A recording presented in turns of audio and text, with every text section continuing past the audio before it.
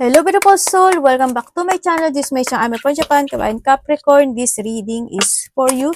Tingnan natin ang iyong February 1 to 7, 2026. Maraming salamat muna sa mga subscriber, yung subscriber cross-watcher, at sa mga bagong pasok dyan. Welcome na welcome kayo sa bahay ni Ate Ai May. Salamat din sa nakataba ng puso niyo yung mga comments at sa mga nagpa-personal reading. Marami pong salamat. Kung gusto niyo na energy niyo lang talaga, ang gusto niyo makuha natin, all the details is in description below. Pakicheck na lang po. General reading tayo Capricorn. Kunin mo lang ang sayo at itapon ang hindi naman sa iyo.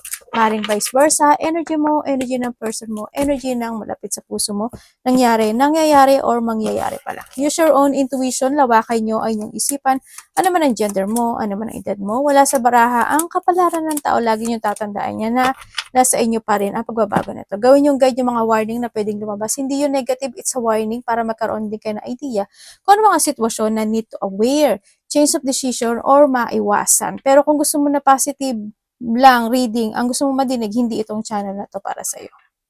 Tingnan muna natin Capricorn. No? Nandito ka sa sitwasyon mo na meron ka mga bagay na iisipin. No? May mga bagay na pag-iisip, pagsisiyasat,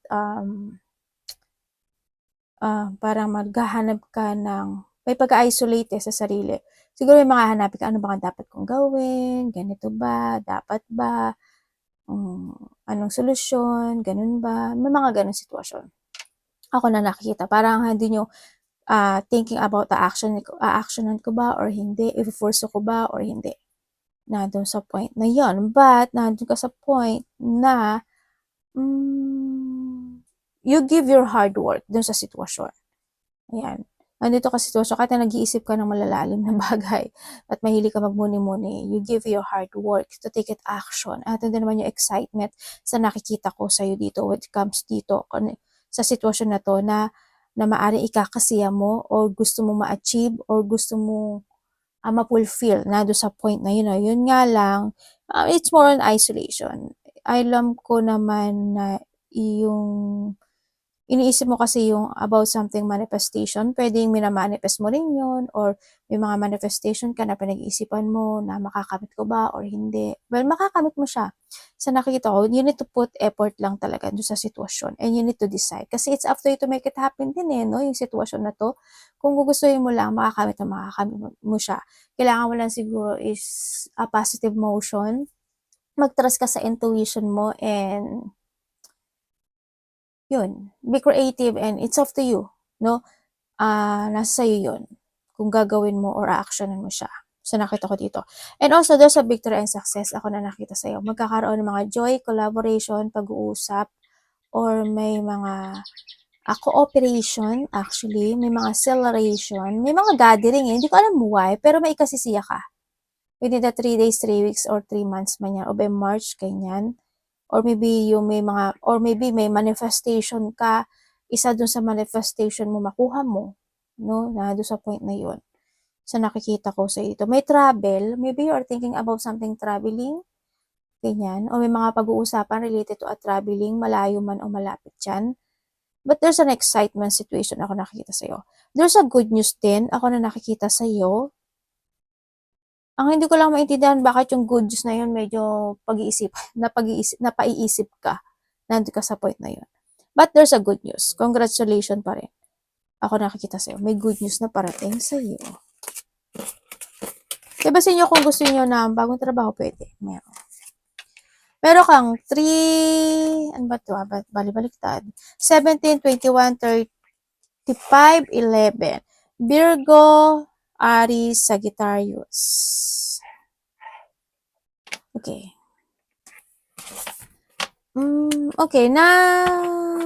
Okay, there's a positivity naman ako na nakikita sa'yo na gusto mong gawin o gusto mong umpisahan. Yun nga lang, ang nakikita ko sa'yo is may blockage ka. Hindi ko alam why, no? But nandiyo yung blockage. Pwede rin yun is blockage when it comes to your mindset, sa sarili mo, pwedeng ganun. Or may mga blockage lang na kumbaga gusto mong umpisahan, gusto mong gawin, but may blockage. Ganun. No, ang nakikita ko sa iyo dito. Kumbaga doon nagkakaroon ng complicated situation or nagkakaroon ng mga pag-iisip at magulong pag-iisip sa iba. May nakikita ako sa'yo na there's a desire no? Hindi yung desire. Hindi yung desire to take it action, yung bagay na yun, no? Yun ang nakikita ko sa'yo. Yun nga lang, hoping hindi ma-stuck or ma-stagnant itong sitwasyon. Ang nakikita ko rin dito is may mataas ang ego. Yan, may mataas ang ego, may mga enemies ka rin sa nakikita ko sa'yo dito. And then also, may mga blockage and obstacle like I told kanina, matigas ang ulo meron. Ako nakikita dito. Pwedeng itutaon to is hindi siya nakikinig or maybe this is you, ganyan. Or may mga pagde-deadman situation, ako nakikita or may di siyang magmamatigas din, pwedeng ganun. And then also is there's a travel. Ako na nakikita sa'yo. Pwedeng may mga travel na pupuntahan. Malayo o malapit yan. O thinking about travel or pag-uusapan ng travel. Yun. There's a change of journey situation. Sana hindi lang siya ma-delay. Pero may delay daw sa buhay mo. Sana yung blockage na yon is mapanindigan mo, no? Kumbaga, it's up to you to, kumbaga kasi sa ito, nagkakaroon, depende kasi sa blockage, ano, halimbawa, may gusto kang puntahan, pero you are busy sa trabaho mo, kaya yun yung blockage, yung trabaho mo, diba? Mga ganun, depende kasi sa blockage, depende, iba-iba kayo. Kumbaga, depende rin sa actions nyo to, sa nakikita ko sa dito. No, yun, may movement ako na nakikita sa'yo. Yan, may mga i-move or may mga gusto kang i-move. Also is, may nakita rin ako dito na distance. Pwede kasi with come to distance kasi is pwede ikaw dumidistansya ka or may taong dumidistansya sa'yo. Ganun.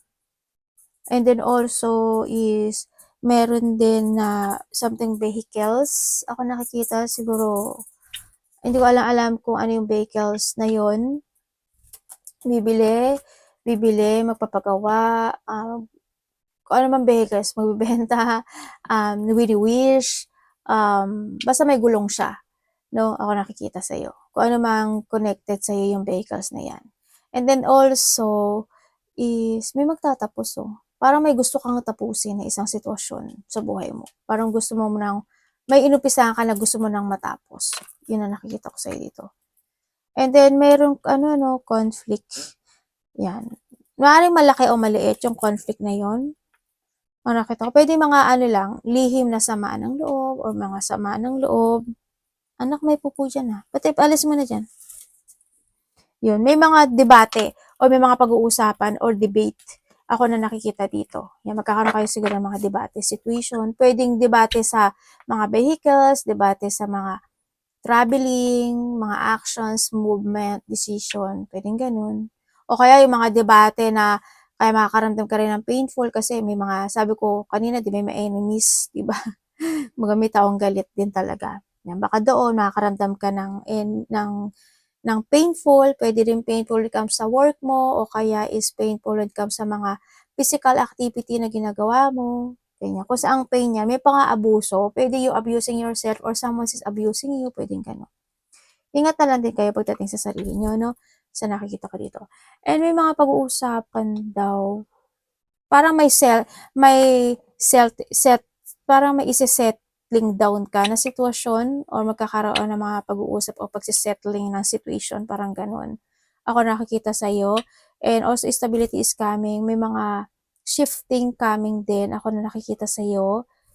And then, iba dito, sa work or profession, pwedeng ganun. Or may mga a long-lasting situation na maaring inaasam mo sa iba sa inyo. Yun ang nakikita ko dito. The beginning is coming, transformation and transition. Ako na nakikita sa'yo, no? May new beginning ka talaga. Kaso bakit ganun? May new beginning o may gusto kang umpisan, pero bakit may challenge? May challenge na nagaganap. Manalo. Diba sa inyo, nagkakaroon kayo ng limitation, no? In life. Ganyan. Siguro marami kang ngayong gustong gawin, actionan, i-move, pero may limitasyon. Pwedeng may boundaries o nagkakaroon ka ng limitation. Halimbawa, gusto ko mag-travel pero wala ka naman pera, 'di ba? Gusto mong ganito pero paano? Yung mga ganun. Energy ni Capricorn. In-explain ko lang ba kasi baka hindi niyo maintindihan. Diba? Tsaka wag nyo ipilit kung hindi nyo to energy, ha? Kung hindi nyo energy, wag nyo ipilit. Energy reading po tayo. Hindi ko pinanggit ng pangalan nyo, ha? Tingnan natin energy mo. Try to analyze yung mga reading natin, hindi yung negative, ha? Tinutulungan kayo para maiwasan niyo yung mga bagay-bagay. Pero kung gusto niyo na isubo na lang ni universe sa inyo yung successful, ay nako po, walang ganun. Kailangan niyo mag-action sa buhay, ha? Bibigyan lang niya kayo ng sign para maano niyo yun, para makaiwas din kayo. Pero kayo ang mag-action nun. Energy po ni Capricorn.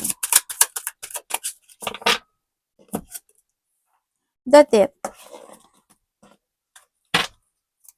May tinamaan.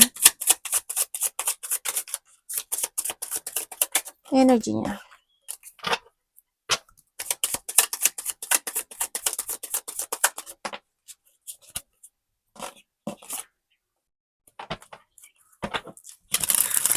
Okay, energy mo. Energy mo, sa nakikita ko sa'yo dito is, meron ka daw, meron kang ikakagulat, ikakabigla, ikakashock na isang sitwasyon sa buhay mo. Pwedeng may tao magsasabi sa'yo nun, or pwedeng makaka-receive ka ng information, or pwedeng makaka-receive ka ng news. Depende kung paano mo siya ma-receive. Ganon.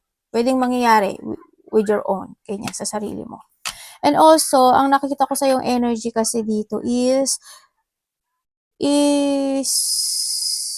there's a ending situation ako na nakikita sa'yo. May end sa buhay mo. Yan. Pwede rin may mga tulad na sabi ko na transformation, di ba? Meron ako nakikita na aayusin mo. Hindi ko alam ba ito trabaho, kung ano man yan. Parang may isasaayos ka na sitwasyon. Ganyan. Para may mga bagay ka na iisipin na gusto mong ayusin. Ganyan. Para nandun ka sa point na may mga bagay ka na gusto mong bigyan ng solusyon. Nandun sa pag-iisip na yon. Yun na nakikita ko sa iyo. And also, yung energy mo sa nakita ko dito is merong may mga bagay ka daw na babaguhin eh. Hindi ko alam in what way. Siguro is sa sarili mo is more on revert or babaguhin ng situation. May mga pagbabago kang gagawin. Energy mo din. Also, dito kasi yung you will find peace sa sarili mo. Yan, makakaramdam ka ng yung more in balance, makakaramdam ka ng peace and harmony this time.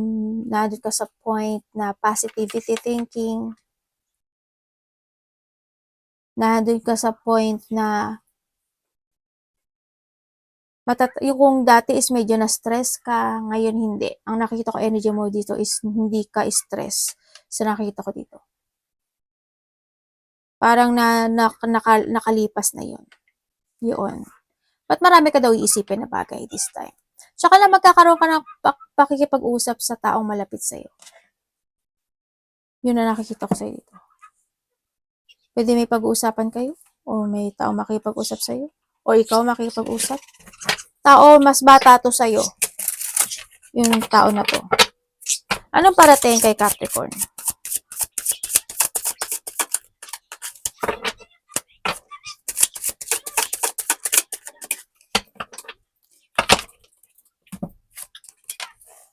Pwede may mga pag-uusapan kayo related to a plan, pera, o kaya is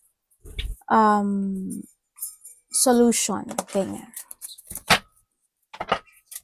Parating sa'yo.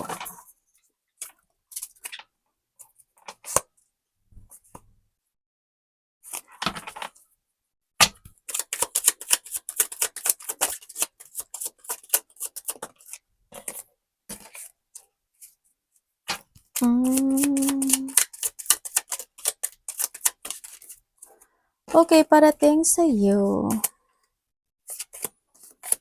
Aba, panalo. Kumikembot. Okay, parating sa'yo. Ganda na ano mo. Parating ay, mati na naman yung iPad ko. Ate, ang busy mo ate. Naku naman ate. Diba? Ganun talaga si ate. Parating sa'yo is meron ka daw marireceive. May marireceive ka raw. Hindi ko alam ano eh. Siguro valuable things. Ganyan. Within the, pwede siya mangyari 2 to 11 days o oras man yan or weeks or months. Ganyan. Marireceive mo yung sitwasyon na yun. Pwedeng by text or pwedeng in front of you or pwedeng, depende. Basta may marireceive ka raw na na hindi ko alam kung tulong ba ito or blessing ba ito, ganun. Maganda naman siya, wag ka mag-alala.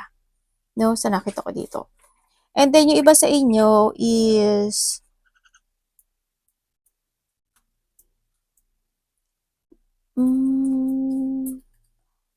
there's a victory and success happen into your life. Ibig sabihin, may goal. Meron kang goal na may goal ka na i-work it out sa nakikita ko dito, no? Sa sitwasyon, maaring itong sitwasyon na to is matagal mo na tong inaasam. Or matagal na tong nasa isip mo, pwedeng ganon. And this time is ma-achieve mo siya. Yun na nakita ko. May goal ka na ma-achieve. Sa nakikita ko dito, pwede siyang maganap by the 6. Kanya. Pwedeng 6 to 8 yan siya. 6 to 8. Pwedeng days, weeks, months. Yun. Yun na nakikita ko dito. Pwede siya basta mga ganun, 6 to 8. Ipasok mo na lang sa buhay, sa sarili mo. Yun. There's a goal na ma-achieve mo. Ang nakita ko sa'yo dito. And then also, ang parating sa'yo is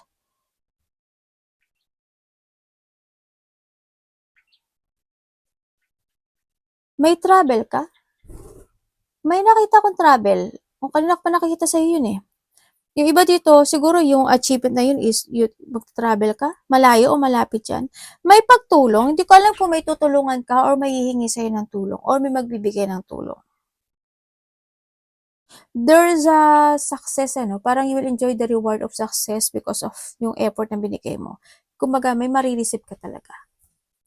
Sa nakikita ko sa'yo. Iba dito, within the 9 hours, 9 minutes, 9 days, 9 months, or by September. Yung iba sa inyo is marami kayong, may mga i-evaluate ka raw eh, no? Dito na sitwasyon eh, no? Parang you want to create something into your life, you want to create something into your life at i-evaluate mo yon how. Basta may pag-evaluate. Iba sa inyo marami kayong gagawin. Marami kayong isipin at gagawin na mga opportunities or mga multitask, multiple priorities this week. May mga wishful thinking din ako na nakikita sa'yo. Ano dapat iwasan ni Capricorn? Ano po dapat iwasan ni Capricorn? Uy, the Nine of Swords. Tama naman. Tama naman.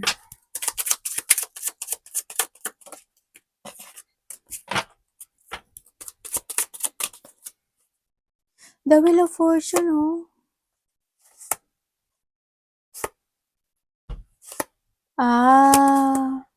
Nagkakaroon ka na pagdadalawang isip, Parang nandun ko sa point na, anong gagawin ko? Dapat ba? Paano? Nandun ka sa point na yun. Okay, dapat mong iwasan. Iwasan mo yung pabigla-bigla. Ganyan. Kailangan mo magplano sa buhay. No? Iwasan mo rin na hindi mo mapag-isipan yung mga bagay-bagay. Pwedeng sa salita, action, movement, decision. Pwedeng ganon. Iwasan mo na hindi ka mag-trust sa intuition mo. Iwasan mo rin na syempre, wala kang gawin. Yung nakahang ka lang. Ganyan. No? Yung tulad ng sabi ko kanina, diba? Yung naghihintay ka lang na bumaksak yung prutas na hindi mo sinusungkit. Kumbaga, ibinibigay na sa'yo, inihahain na sa'yo ni universe yung nais mo, hinihintay mo pa na iisubo pa niya sa'yo. Yan mga gano'n. Iwasan mo yun. No? Iwasan mo mga ganyan. Yan. And then, iwasan mo yung ma-stuck ka in your situation. Iwasan mo yung magkaroon ng mga delay situation. Ganyan. Kumbaga, pagpaliban yung mga situation. Iwasan mo na gumawa ka ng mga walang kabuluhan sa buhay. Yan, tulad ng sabi ko sa'yo. Iwasan mo na, syempre, ma-disconnect ka sa mga decision making mo this time. Yan, kailangan mo rin kasi na bumitiw o lumaya o kailangan mo rin kasi mag-sacrifice, no? Sa mga bagay-bagay o sa sitwasyon mo sa buhay mo. You need to sacrifice. Pag hindi ka nagsakripisyo, walang mangyayari sa buhay mo. Diba? Yun ang nakikita ko. Wag ka lang, isip ka lang ng isip, isip ng isip, tapos wala ka namang ginagawa, wala ka namang action. O di, ano na. Diba? O di, stuck ka nga yan. Kailangan mo ring i-release yung mga dapat i-release. Tingnan natin love. Kapatid, anak, magulang, karelasyon, kaibigan. Iba sa inyo may problema ka sa pera. Tingnan natin yung money mo mamaya. Or pamilya. Love, Capricorn. Love po kay Capricorn.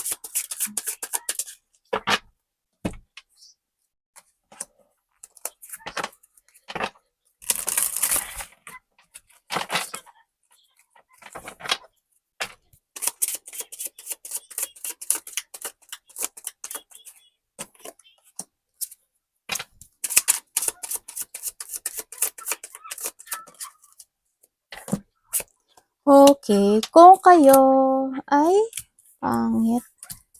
Kung single ka, napapanalo.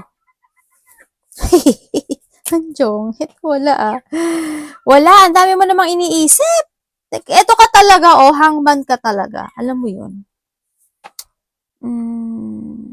Kung single ka, magkakaroon ka naman daw ng choices. Ang sinasabi dito, but you need to be very careful. Kung kailan siya darating, hindi ko alam. Wala siya sinasabi sa akin, pero as long as you are clear in the past situation, in a divine timing, ibibigay niya ito sa'yo. But you need to be very patient lang. Noong sinasabi dito, kailangan mo lang din maging patient. Pero may darating daw sa'yo. At naku, magpipili ka pa. Kanya, sa mga single dyan. Pero huwag kang pabigla-bigla daw. Mag-trust ka daw sa intuition mo. Kung huwag ka maging impulsive. Kasi pwedeng mangyari yung nakaraan, mangyaring muli sa'yo. No? Kung ikaw naman is nagkahiwalay kayo nito. Siyempre, nagkahiwalay na. Dito na rin kasi si Three of Swords. Okay, mga nagkahiwalay, oo, maaari nagkaroon ng mga third party, nagkaroon ng lying, dishonest, betrayal, naging sneaky, naging manipulative, nagkaroon ng conflict, naging sneaky yung isa sa inyo, maaring nalaman mo yung katotohanan o may nalaman ka, vice versa. Sobrang na pinagsisihan, nagkaroon ng mga failure o nagkaroon ng pag-isolate, pinagsisihan yung sitwasyon na to, sobrang nahatak. Kung maghahando yung point na pinaglaban pa ng isa, no? Yung thinking niya, naglaban yung emotions at saka yung thinking niya, pero hanggang sa dumating talaga na sinasabi ng universe na is, kailangan mo nang bumitaw. Doon sa point na yun. Maaaring iba sa inyo hindi rin kayo nakakausap nito, or you block this person, or you block this person, vice versa. Yun na nakita ko. Pero handun pa rin yung isa is still nakahang. Ibig sabihin, maaaring naghihintay pa yung isa sa inyo sa nakikita ko dito. No? Tumulat, dalawa siya, oh. Yun. Handun pa rin naman yung sitwasyon na napagsabay ba kayo nito? Iba dito, pari napagsabay kayo nito, no? Oo nga, panalo. Medyo wala naman siyang movement. Yung nakikita ko to, wala tong movement. Pero nandun siya sa nahang siya. Hindi ko alam bakit siya nahang. Kasi wala naman siya ginagawa, actually. Dito. Pero naano pa rin naman niya. Nandun siya, nagkakaroon pa rin siya ng naguguluhan pa rin siya sa buhay niya. Sa point na yun. Oo, naguguluhan siya sa buhay niya. Maybe ikaw ito or siya. Nandun sa point na yun. Kung kayo naman is in relationship, stable naman yung situation nyo. Nandun naman kayo, try to work it out, yung sitwasyon. Yun nga lang, may mga lang kayo na siguro, isa sa inyo is makimkimin o kaya nandun sa point na may mga bagay o sitwasyon na gusto mong sabihin sa kanya or gusto niya sabihin sa'yo pero hindi niya masabi. Pwede na doon sa point na yun. Kumbaga, you're hiding yung feelings ng bawat isa, no? Or siya, ito sa'yo. Nandun sa point na yun. May mga point lang na natural sa relasyon kasi may mga point na hindi kayo mapagkakasundo o may mga point na hindi kayo magkakaintindihan, no? Sa sitwasyon. Pero yung isa sa inyo is mahilig magtama ng sitwasyon, ganun. Isa sa inyo ganun. Parang mahilig siyang magtama. Parang may ganun. Alam niyo na siguro yun, nag-guess niyo na yun. Mahilig siyang magtama ng sitwasyon. At yung isa naman is, nagkakaroon siya ng pag-iisip. Mali ba ako? okay naman. Parang nandun sa point na yun. Yun ang nakikita ko. Parang nandun na rin naman yung sitwasyon na siguro sometimes hindi kayo nag-uusap, sometimes nag-uusap kayo. May mga point kasi na gano'n, ano, sa nakikita ko sa inyo dito. Parang naghihintayan na lang kayong dalawa. Kung kailan kayo mag-uusap, kung kailan kayo magkakaroon ng connection, kung kailan kayong magkakwentuhan, parang sa point na yun. Ang nakikita ko sa iba sa'yo. Kung may mga third party to, yes, may third party po. Alam ko na alam nyo naman na may third party. Alam ko na alam nyo. Kaya na din yung pag-isolate eh. Pero nasa sa'yo na to. Kung gusto mo, kung kailangan mo ba siya ipaglaban or hindi. Pero sabi dito ni Universe, it's your decision. Kaya mo pa ba? Or hindi na? Yun, masabi. Nasa sa'yo daw to. Kumbaga, binigyan ka na niya ng mga sign. Diba? May mga red flag na. Kumbaga, nasa sa'yo na yung decision na yun. Papaubaya na sa'yo ng universe. Kamusta po ang money ni Capricorn? Capricorn money? Capricorn money. Kamusta po?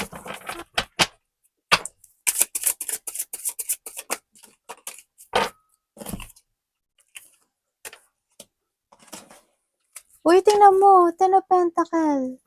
Galileo. Uy, 10 and 10. O, diba? Tapos, meron ka pang ano kanina, Wheel of Fortune. Okay, when it comes sa money mo, uy, there's a recovery pagdating sa money mo. Also, there's a completion. Ako na nakikita sa'yo. We have the 10-10. Yes, the blessing. Blessing is coming. Recovery is coming. Kumbaga dati, kung medyo nahirapan ka sa pera mo, oh my God, parang nag-ano yung tenga ko. Ngayon, hindi daw. Magkakaroon ka daw ng recovery. Di ba nabubulo si ate? Yeah, may recovery ako nakikita sa'yo. And then, you feel peace this time pagdating sa pera mo kasi parang na-achieve mo naman yung gusto mo, nakukuha mo naman yung gusto mo this time, lalo na pagdating sa family. Kumbaga nandun naman yung blessing. Kumbaga hindi, oo, alam natin na lahat naman lahat tayo, no, gusto natin ng money para sa pamilya natin. No? Kumbaga nandun ka sa point na yun. Basta maganda at okay yung pamilya ko, yung karelasyon ko, yung mga mahal ko sa buhay, okay ako. Nandun ka sa point na yun. No? Parang inuuna mo rin yung ibang tao sa iba kaysa sa sarili mo. Nandun ka sa point. Basta okay sila, masigla sila, healthy sila, masaya sila, okay ako. Nandun ka sa point na yun, no? Kahit, hindi ko alam why, pero ganun yung heart na nakikita ko sa iba sa inyo. Oh yeah, may recovery. There's a blessing. Material success, wealth, prosperity. Ako nakikita sa iyo. Is this at a 10-10, ha? Completion yan. Ito mo yung cups mo. Ito mo, there's a rainbow, diba? There's a rainbow after the rain. Congrats kasi ang ganda ng pera mo. May tao na makipag-usap sa'yo, a family member. Yun. Pwede pag-uusapan kayo related to income, finances, ganyan. O kaya another situation na stability connected. Yan. May mga pag-uusapan din ako nakikita na related, another message to related sa papers and documents, ganyan. Or meron kayong kakausapin na isang mataas na tao, parang ganun. Sa iba sa inyo is, there's a big project. Ako na nakikita sa'yo. Hindi ko alam kung saan opportunity yung project na yun. Yan. Magkakaroon ng clarity to a situation na opportunities or project. Ganyan. Parang mahalaga at malaking desisyon kasi yung nakita ko eh. Advice, Capricorn.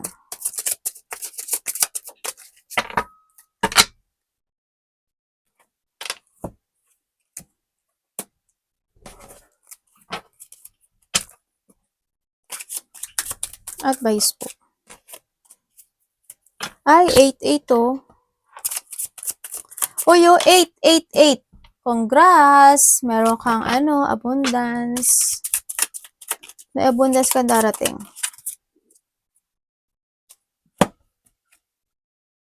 Oo nga, sabi ko sa'yo eh. Mamaya na advice ha. May abundance ka na darating. Nakikita ko sa'yo dito is, after the frustration happen into your life, wow.